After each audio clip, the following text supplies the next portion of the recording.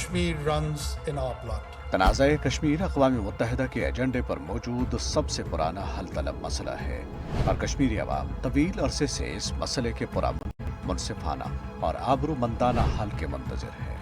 بدقسمتی سے گزشتہ 76 برسوں سے کسی مثبت پیش رفت کی بجائے بھارت کی ہر دھرمی غیر سنجیدہ رویے اور اقوام عالم کی مجرمانہ غفلت کی وجہ سے یہ مسئلہ مزید پیچیدہ ہوا ہے۔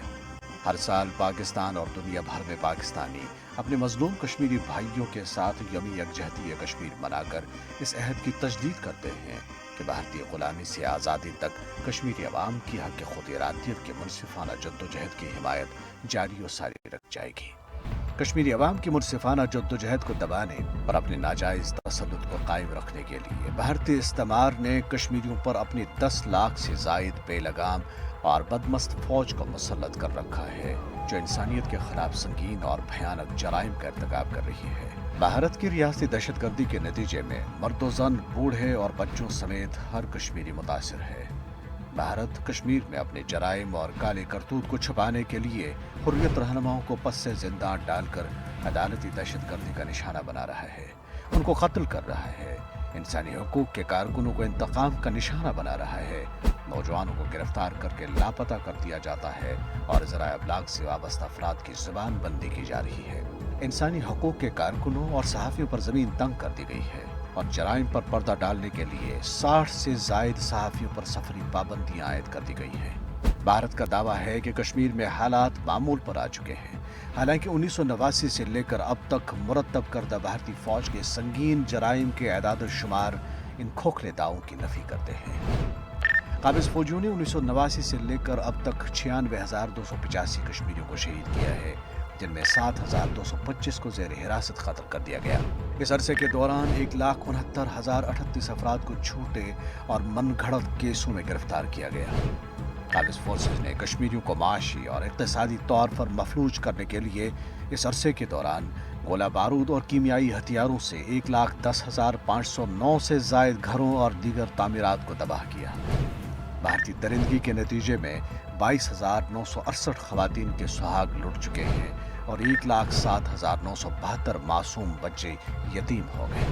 اس عرصے کے دوران 11,263 عفت مآب خواتین بھارتی فوجیوں کی شیطانی ہوس کا نشانہ بن چکی ہے۔ 5 اگست 2019 جب مودی کی فسطائی حکومت نے دفعہ 370 اور 35A ختم کر کے کشمیر پر آئینی جارحیت کی کے بعد سے کشمیریوں کی مشکلات میں بے پناہ اضافہ ہوا ہے۔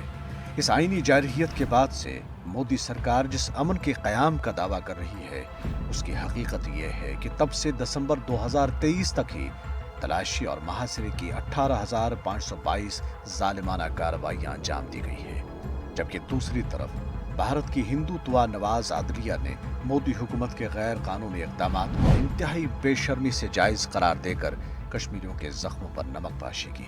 اس اقدام کے ذریعے مودی حکومت کشمیر میں بھارتی ہندوؤں کو بسا کر متنازع خطے کے آبادیاتی تناسب کو تبدیل کر کے کشمیریوں پر ہندوتوا کا شیطانی نظریہ مسلط کرنا چاہتی ہے۔ اس مذموم مقصد کے حصول کے لیے لاکھوں بھارتی ہندو انتہا پسندوں کو کشمیر میں ڈومیسائل جاری کیے گئے اور زمین الاٹ کی گئی۔ بھارت کے لرزہ خیز اور روح فرساں مظالم کے باوجود